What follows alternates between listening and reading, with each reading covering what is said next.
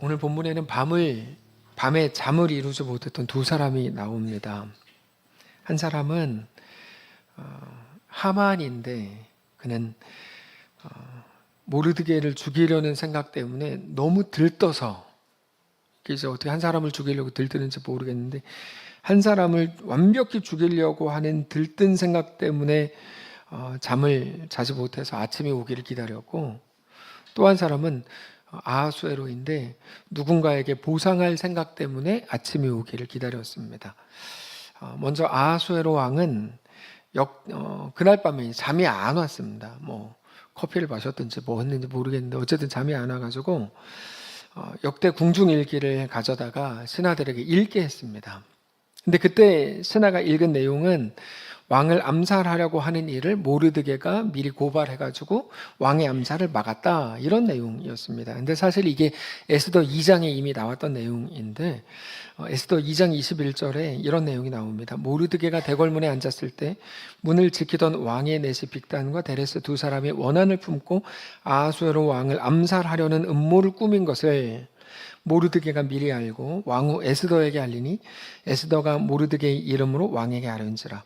조사하여 실증을 얻었으므로 두 사람을 나무에 달고 그 일을 왕 앞에서 궁중일기에 기록했다. 이렇게 이제 되어 있습니다. 이게 5, 6년 전에 있었던 일입니다. 2장 사건이. 왕이 그때 그 궁중일기를 이제 낭독하라 그래서 쭉 읽어주니까 그걸 듣고 나서 그때 그런 일이 있었어? 이제 이렇게. 근데 사실 우리도 에스더 2장에 나오는데 이런 일이 있는지 모르셨죠?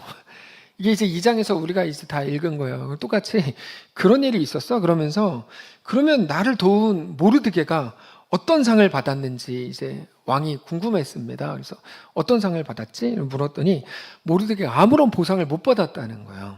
아마 암살 시도가 있었다는 게 너무 충격적이어서 그 나쁜 놈들을 처형하는 거에만 집중을 하고 모르드게에겐 신경을 못 썼던 것 같아요. 뭐 그럴 수 있죠.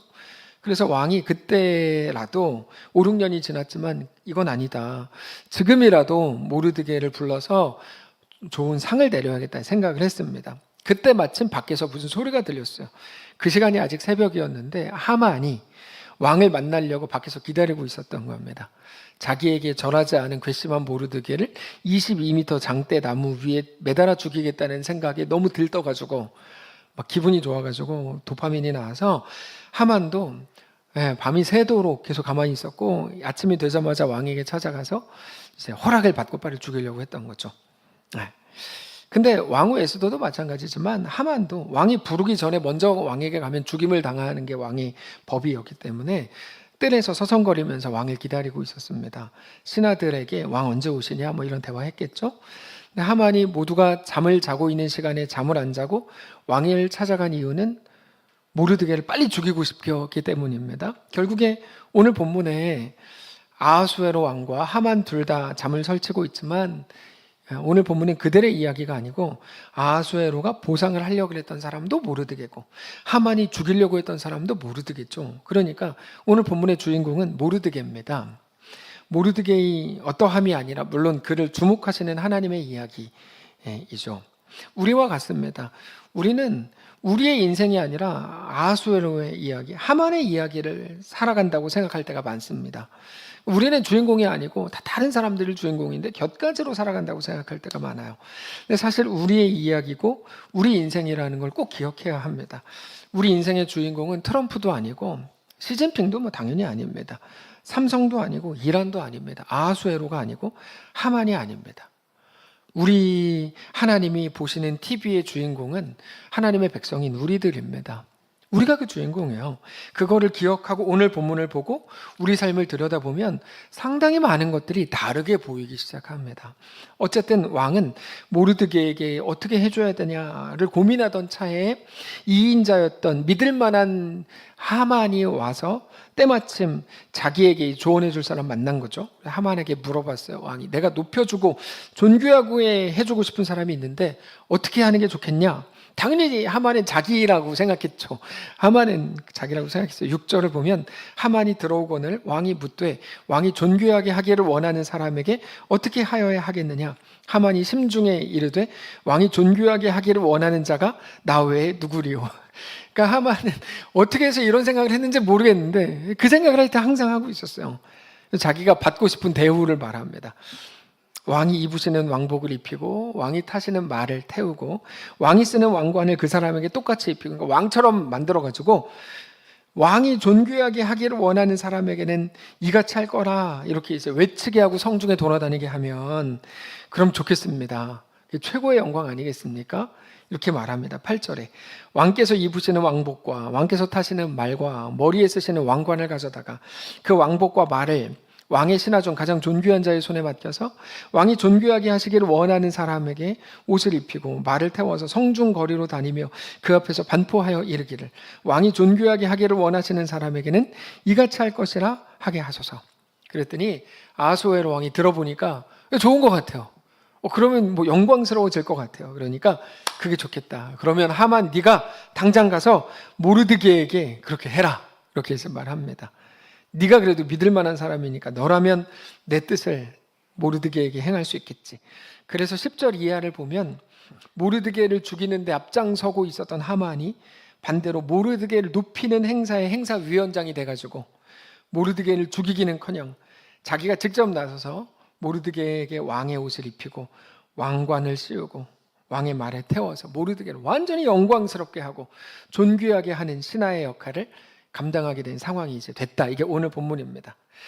우리는 이런 때 굴욕이라는 단어를 씁니다. 굴욕적이다. 하만이 굴욕을 느꼈을 겁니다. 엄청 충격을 받았어요. 그래서 이제 막 이렇게 막 속상해가지고 집에 갔는데 늘 같은 편이 돼주고 같이 상의하던 주변 사람들이 그 얘기를 듣더니 하만에게 결정적인 말을 한마디 해요. 13절에 자기가 당한 모든 일을 그의 아내 세레스와 모든 친구에게 말하며 그중 지혜로운 자와 그의 아내 세레스가 이르되 모르드게가 과연 유다 사람의 후손이면 당신이 그 앞에서 굴욕을 당하기 시작하였으니 능히 그를 이기지 못하고 분명히 그 앞에 엎드러지리이다. 여러분, 이거 굉장히 중요한 표현입니다. 과연 유다 사람의 후손이면 이 말은 뭐냐면 늘 이방 민족들이 쓰던 논리 구조입니다. 야, 우린 이스라엘을 못 이긴다. 왜? 그들 뒤에 여호와 하나님이 있다. 하나님은 출애굽을 시켰고 홍해를 갈랐고 광야에서 물을 냈고 요단강을 갈랐고 소리 지르는 것만으로 여리고성을 무너뜨렸다. 우리는 유대 민족을 이길 수 없다. 이게 그 이방 민족들이 늘 쓰던 논리예요. 이게 오늘 본문에 이렇게 표현됩니다. 유다 사람의 후손이면 너는 못 이긴다. 이 말은 그 뒤에 계신 하나님이 계시다면 너는 못 이긴다. 이런 말입니다. 모두가 이제 두려움을 이제 떨고 있는 거죠. 그렇게 말하니까 하만도 이제 두려움에 사로잡히기 시작했어요.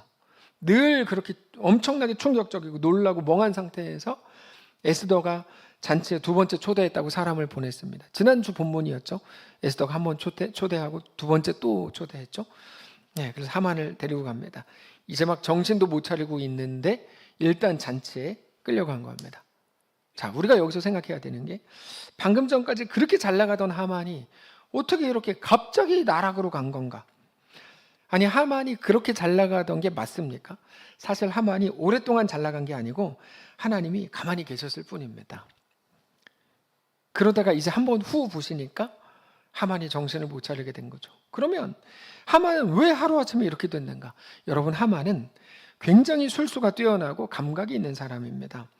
너무 치밀한 사람이고 신중하고 똑똑한 사람입니다. 그 대표적인 증거가 모르드게를 제거하는데 굉장히 치밀하고 모르드게 한 사람으로 끝내는 게 아니라 유대인 전부를 멸절하기로 하고 그것도 혼자 하지 않고 주변에 있는 지혜로운 사람들과 늘 같이 대화하고 그들의 의견을 듣고 그 계획을 수년 동안이나 세우고 계획에 섰을 때도 그냥 시행하지 않고 점쳐가지고 날짜를 받는 엄청나게 치밀하고 계획적인 사람입니다.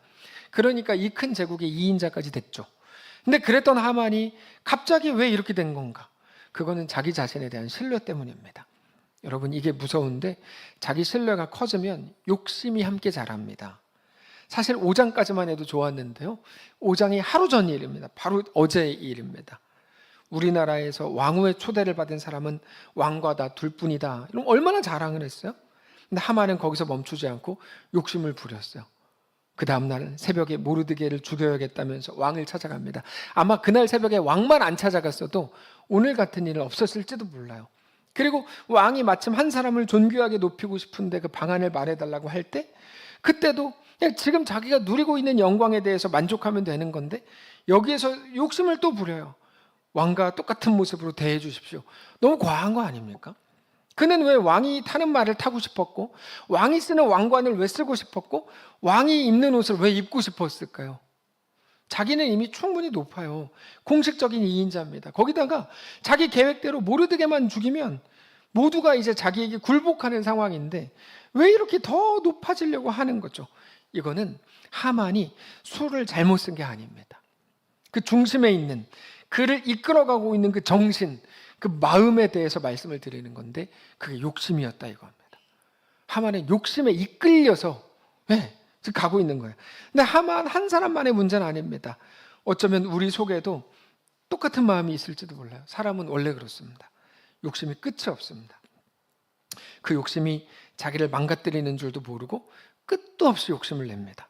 충분히 높아요. 여러분 양심적으로 생각해 볼 때 우리도 5년 전, 10년 전만 해도 기대하지 못했던 상황이 현실이 된 삶을 살고 계시지 않아요? 많은 분들.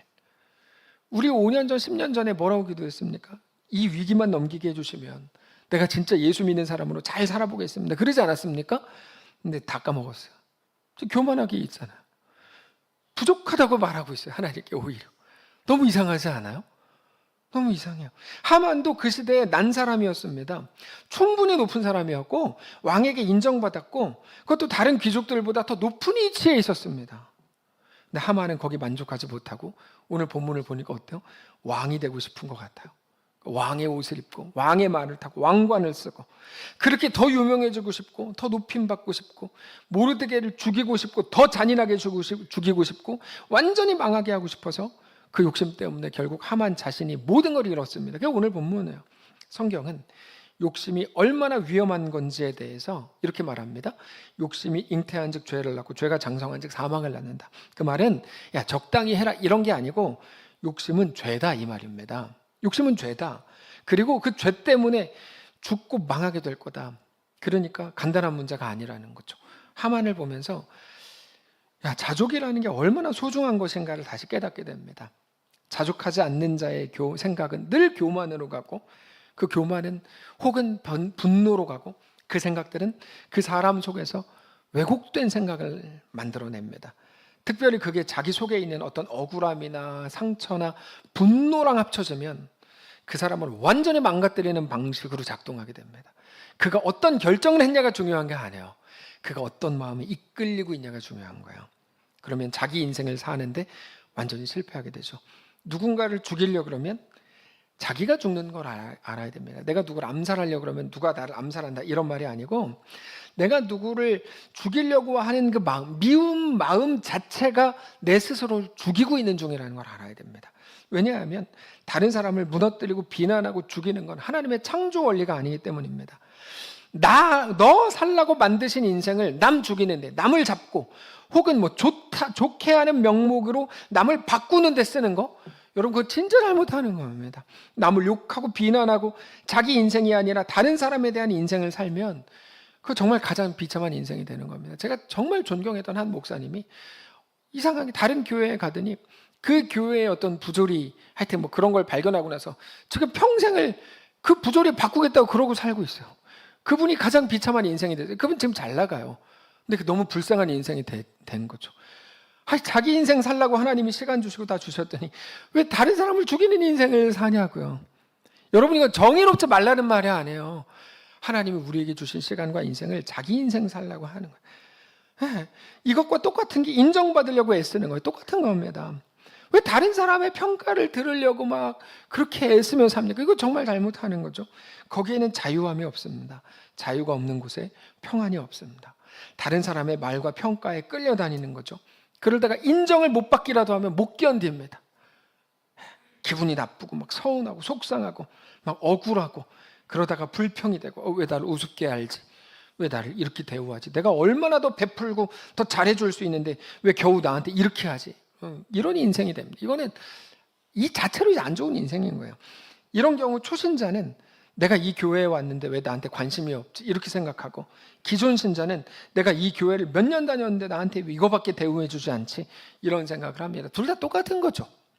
이 둘 모두 아직 신앙이 뭔지를 모르기 때문입니다.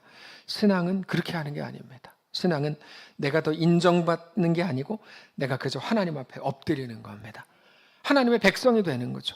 내가 더 높아지려고 엎드리는 게 아닙니다. 오직 하나님의 은혜만 나를 살린다는 걸 정직히 고백하고 인정하는 게 신앙입니다. 그리고 우리는 모든 순간 신앙할 수 없게 만드는 상황과 현실 앞에서 신앙해야 합니다. 하나님 앞에 모든 순간 엎드려야 합니다. 하만의 마음으로는 신앙이 불가능합니다. 우리는 그래서 매일같이 연습해야 되는 게 굴복입니다. 지금보다 더 좋은 것들을 가져야 되는 게 아니라 하나님 앞에 더 굴복해야 되는 겁니다. 여러분 잘 생각해 보세요. 우리가 해야 되는 게 굴복이라면, 더 좋은 것들 갖는 게 아니라 굴복이라면 그게 우리의 기도가 돼야 되지 않습니까? 매일 문제 해결해 주시기를, 더 좋은 것 주시기를 기도하지만 우리는 하나님 앞에 더 굴복하고 충성하게 되기를 기도해야 됩니다. 그게 맞습니다. 마땅합니다. 근데 솔직히 말해서 여러분, 하만이 특별히 더 과한가요? 그렇지는 않아요. 우리도 똑같았을 거예요. 우리한테 권력이 없고 돈이 없으니까 이렇게 있는 거지, 하만과 같은 권력과 돈을 가졌으면 내가 원하는 목적을 위해서 막 진짜 별짓 다 했을지도 몰라요. 정치인들이 왜 저러고 삽니까? 쟤네라 죄송합니다. 저분들한테는 돈과 권력이 있으니까 저렇게 사는 거예요. 우리는 왜 이렇게 살죠? 돈과 권력이 없으니까 이러지 하는 거예요. 그런 걸 수도 있어요. 우리가 뭐 특별히 선하고 그놈들은 우리가 알고 있는 것보다 더 나쁜 놈들이라서 그런 건 아닐지도 몰라요. 자, 우리도 늘 하는 말이 있죠. 물 들어왔을 때 노져야지. 우리 중심에 그 마음이 있어요. 그 마음이 있어요. 우리도 늘 하는 말이고 듣는 말입니다. 내가 목적을 세웠는데, 나를 위한 목적을 세웠는데 좋은 기회가 온 것 같아요. 그럼 더 하죠. 누구나 다 그렇게 합니다. 이번만 타협해가면서 막 다 합니다. 근데 바로 그거, 누구나 다 그렇게 하는 거 아니에요? 그것 때문에 망하는 겁니다. 무슨 말이냐면, 누구나 다 걷는 그 길에 서 있기 때문에 성경은 우리가 멸망으로 가고 있다고 말해요. 넓은 길이죠. 넓은 길. 우리 주님 뭐라고 말씀하십니까? 특별하고 대단하고 큰 실수나 어떤 범죄가 우리를 죽고 망하게 하는 게 아니라 누구나 다 그렇게 하는 것과 같아지는 그게 우리를 죽음으로 몰아간다고 말씀하세요. 성경은 넓은 길이 아니라 좁은 길로 가라고 하시죠. 넓은 길은 생명이 없다. 누구나 다 걷고 누구나 다 살아가는 그 방식이 아니라, 모두가 추구하는 그 길이 아니라 너에게만 가르쳐준 매우 독특하고 특별한 삶의 방식이 있지 않냐? 그리스도이나 신자야, 성도야, 너 그렇게 살아야 된다라고 말씀하십니다. 그게 뭘까요? 사도행전 11장을 보면 제자들이 안디옥에서 비로소 그리스도인이라고 불리기 시작했다는 표현이 나옵니다. 사도행전 11장 26절. 만남에 안디옥에 데리고 와서 둘이, 바나바와 바울입니다, 교회에 1년간 모여 있어서 큰 무리를 가르쳤고 제자들이 안디옥에서 비로소 그리스도인이라 일컬음을 받게 되었다, 이렇게 나옵니다. 여러분, 저건 굉장히 중요한 구절입니다. 이 구절에서 가장 의미 있는 구절은 당연히 그리스도인이지만 더 중요한 건 비로소입니다. 비로소 그리스도인 됐다. 자, 비로소라는 말에는 오랜 기다림이라는 의미가 있습니다. 오랜 기다림. 어떤 오랜 기다림이고 누구의 오랜 기다림이었는가? 자, 바나바와 바울이 함께 안디옥에서 1년간 예수 그리스도에 대해 사람들에게 가르쳤고, 그렇게 1년 동안 배운 사람들이 비로소 그리스도인이라고 불리기 시작했다는 거야. 그러니까 나 그리스도인이야 라고 말한 게 아니라 저 사람은 그리스도인이야 라고 불리기 시작했다는 겁니다. 자, 안디옥은 지금의 시리아에 있는 한 도시입니다. 구약 성경에 나오는 아람 아시죠? 아람 장군 나아만 아시죠? 그 아람이 시리아입니다. 근데 역사적으로 보면 알렉산더가 죽고 나서 휘하의 4명의 장군들이 큰 제국을 이제 4개로 나눠서 다스리게 됐는데, 그 중에 팔레스타인 지역을 다스리게 된 장군 이름이 안티오쿠스인데 그 사람의 이름을 따서 안디옥이 된 게 안디옥입니다. 그 후에 로마가 세계를 통치하게 되지만 로마가 그리스 문화와 정신을 그대로 이어받은 제국이었죠. 그러다 보니까 자연스럽게 안디옥이라는 지방은 로마인과 헬라인과 유대인으로 구성이 되어 있었어요. 왜냐하면 유대인은 바벨론 포로 시대에 흩어져 가지고 외국에 나가서 디아스포라로 흩어져 살게 됐는데, 그래서 처음 초대교회 때, 처음에는 스데반이 순교당할 때 다른 사람들은 죽지 않으려고 흩어졌는데, 그때 처음에는 이방 지역들에서 유대인들에게만 복음을 전하다가 이방인들에게도 전해보니까 이 사람들도 이제 예수를 믿더라는 거예요. 그래서 헬라인에게도 복음을 전하기 시작한 게 사도행전 11장입니다.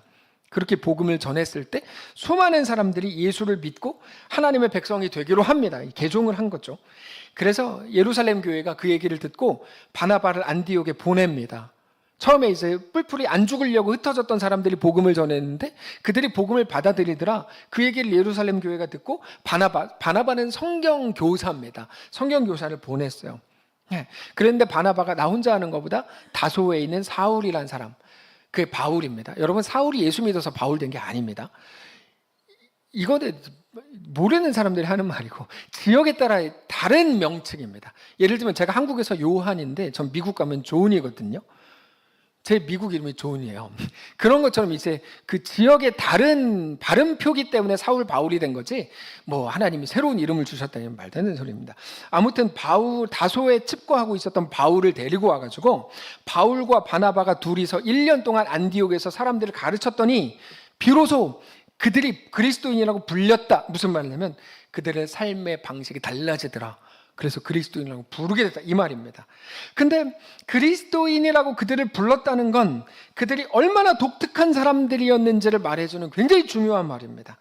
왜냐하면 안디옥에는 공식적으로 세 민족이 살고 있어요. 세 민족, 유대인, 헬라인, 로마인.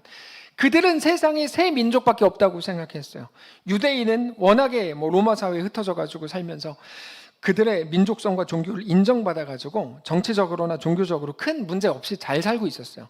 헬라인은 헬레니즘이라고 하는 그들의 정신적, 문화적 특권을 가지고 사는 사람들이라는 인식이 됐고, 로마인은 워낙 실세였으니까 행정관이나 군인 같은 특별한 계급으로 이제 특별 대접을 받았죠.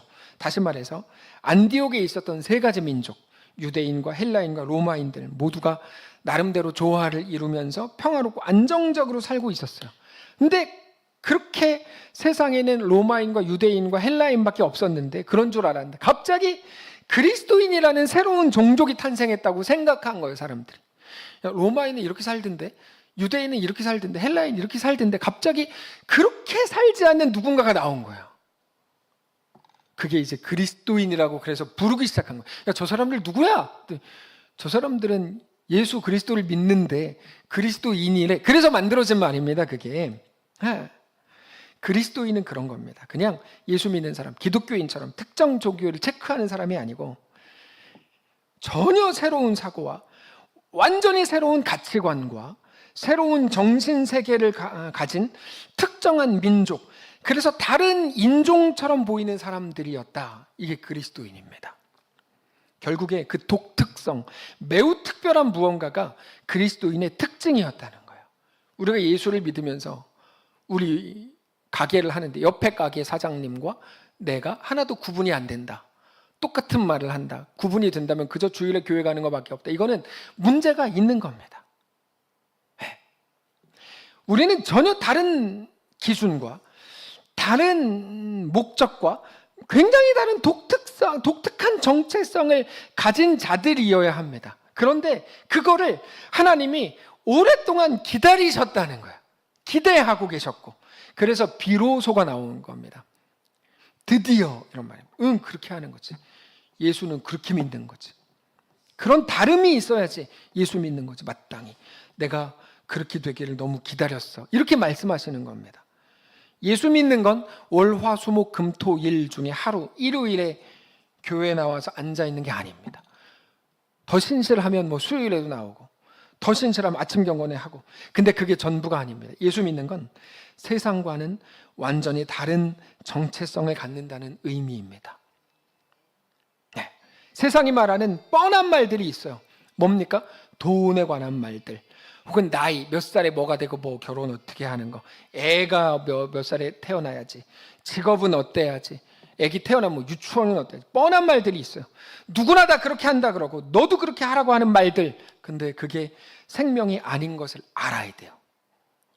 아무것도 모르는 사람들처럼 그냥 남들이 그렇게 얘기하니까 나도 그냥 그렇게 해야 되나 보다. 명절 때 스트레스 얼마나 많이 받았습니까? 명절 저는 받지 않았습니다. 저는 받은 게 없는데, 하여튼 근데 스트레스를 얼마나 많이 받았어요. 많은 사람들 모이면 마땅하다고 사람들이 말하는 무언가가 있잖아요. 세상의 가치관들. 여러분, 근데 그게 생명이 아닌 걸 알아야 돼요. 그럼 뭐가 생명입니까? 하나님의 뜻이 중요해. 하나님과 동행하는 게 중요하지. 신앙이 중요해. 하나님을 기뻐해야 돼. 라고 말하는 거죠. 이게 그리스도인의 마땅한 정체성입니다. 예수님이 40일 금식하신 후에 사탄에게 이끌려서 3가지 시험을 받으러 가셨습니다. 배고프니까 이걸로 떡을 만들어 먹어라. 예수님 뭐라 그러셨어요? 야, 사람이 떡으로만 사는 거 아니야. 하나님의 말씀으로 사는 거야. 여러분, 이게 우리가 해야 되는 말이라는 거예요. 자녀들한테. 너 이놈 새끼 어떻게 해야, 뭐 세상 남들은 누구는 몇 살 때 뭘 했다는데, 우리 옆집 아들은 뭐 어떻다는 데가 아니고, 우리가 해야 되는 말은 사람이 떡으로만 사는 게 아니지. 하나님의 말씀으로 사는 거지. 성전 꼭대기로 가서 야 뛰어내려라 그럼 천사가 살게 하겠지. 그래서 뭐라 그러셨어요? 주 너의 하나님은 그런 식으로 시험하는 게 아니야. 까불지 마. 마지막에 높은 산에 가서 모든 영광과 나라를 보이면서 나한테 경배하면 이 모든 게 네게 되게 해주겠다 그랬더니 물러가라 이놈아. 경배받으실 분은 너나 모든 나라나 영광이 아니라 오직 하나님 한 분뿐이시다. 여러분, 우리가 말해야 되는, 그리스도인들이 말해야 되는 게 무엇인지를 알아야 돼요. 너무 멋있지 않아요? 그리스도인은 그런 말을 하는 거예요.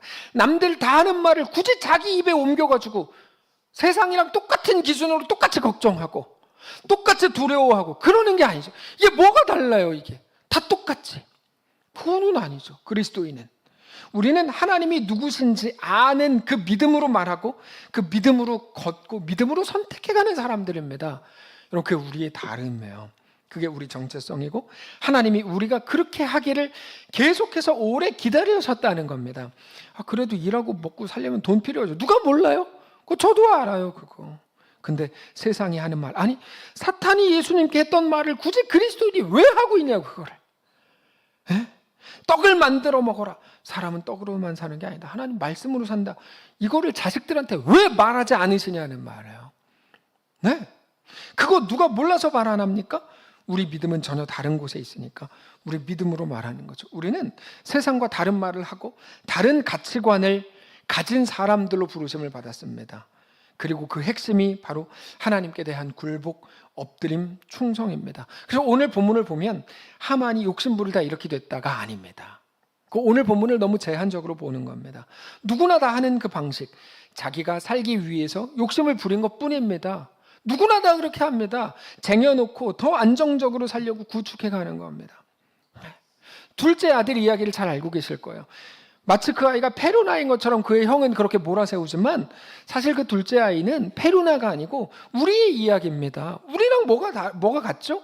둘째가 가진 거. 둘째가 가능성을 어디에서 봤습니까? 젊음, 친구들, 돈, 자유, 자기 꿈과 비전, 여기에 가능성이 있다고 생각했잖아요. 그러니까 무리수를 둬서라도 아버지에게 유산을 땡겨받은 겁니다. 그런 것들은 우리뿐 아니라 모든 사람이 가능성의 중요한 요소라고 봅니다. 근데 둘째 아이의 이야기가 어떤 내용이죠?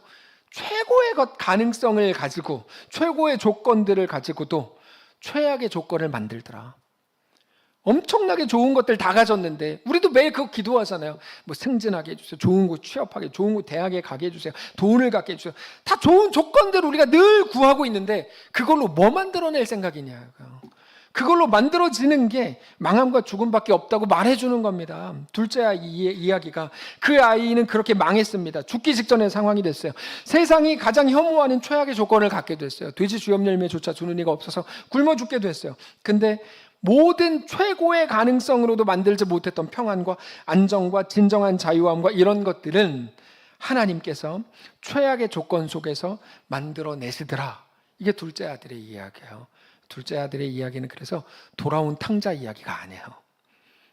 그건 이름 자체가 잘못 붙은 거예요. 그건 돌아온 탕자 이야기가 아니고 하나님의 어떠하심, 인간이 가진 최고의 조건으로 최악의 것들밖에 만들어낼 수 없는 인간의 연약함과 최악의 조건을 가지고도 가장 놀라운 생명을 만들어내시는 하나님의 이야기가 누가복음입니다. 놀라운 겁니다. 그게 오늘 본문입니다.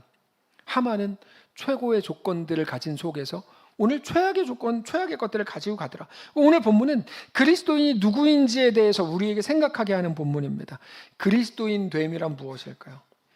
그래서 그 세레스인가요? 그 하만의 부인의 입을 통해 고백하는 거야. 야, 하나님이 그와 함께 계시면 막을 수 없어. 그리스도인 됨이 무엇일까요? 세상에 살지만 세상에 속하지 않는 매우 특별한 사람들입니다. 이제부터 우리 이야기입니다, 여러분. 우리는 누구일까요? 세상에 살지만 세상에 속하지 않는 매우 특별한 사람들입니다. 그래서 성경은 우리를 보고 나그네요 순례자라고 말합니다. 우리는 이 땅이 영원하다고 믿지 않는 사람들입니다. 그 그리스도인이에요. 예수 믿어서 이 땅의 좋은 조건들을 더 많이 더 쉽게 갖는 사람들이 아니에요. 예, 우리는 그런 사람이 아니고 우리는 그리스도인들이에요. 그거를 우리가 예수 믿고 그리스도인 됐다는 말은 세상이 볼 때 너무 독특한 사람들이 됐다는 말이에요.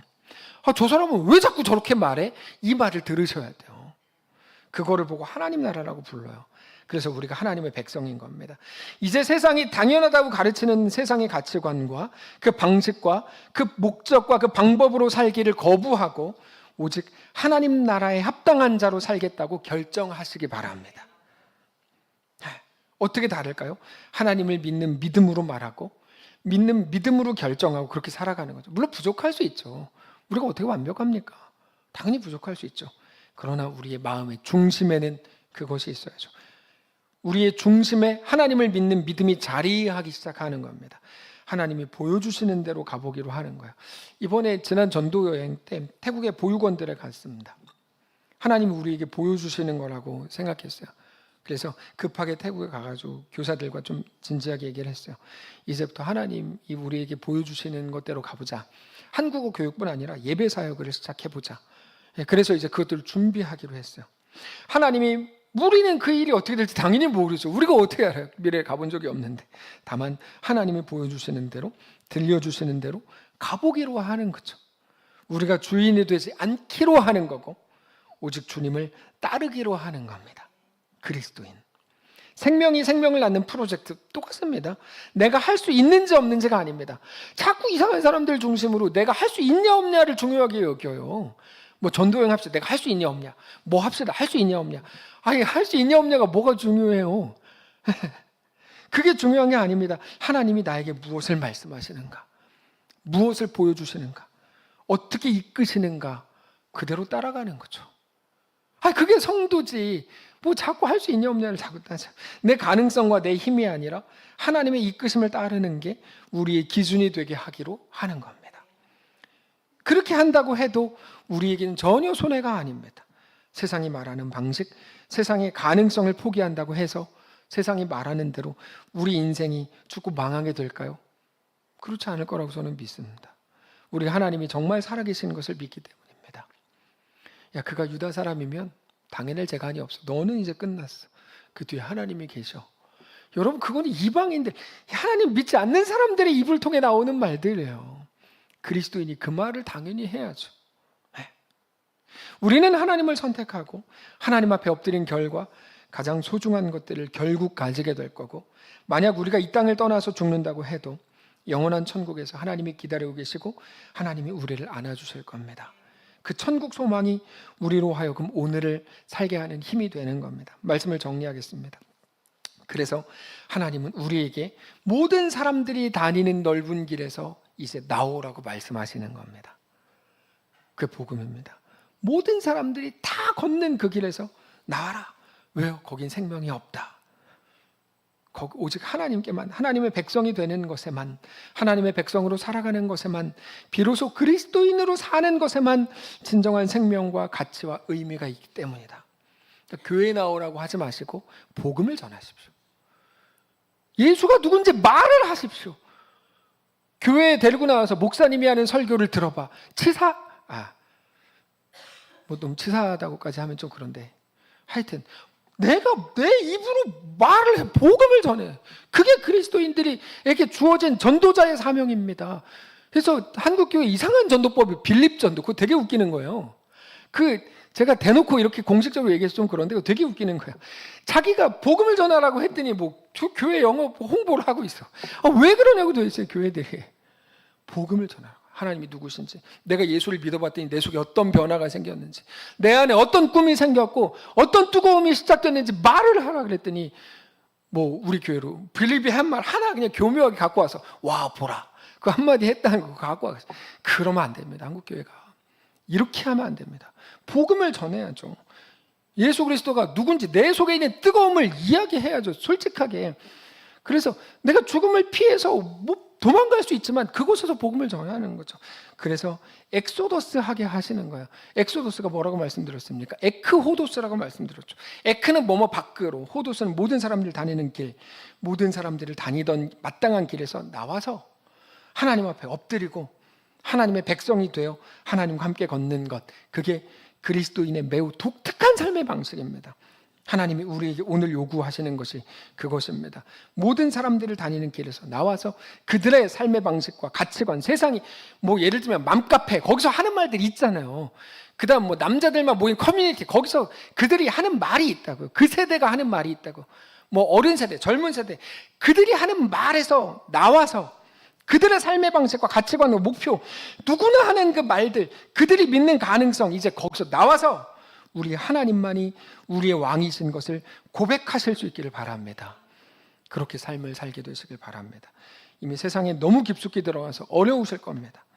그러나 우리는 계속해서 하나님이 누군지, 복음이 뭔지, 우리가 살아갈 방식과 목표가 뭔지를 확인을 해야 됩니다.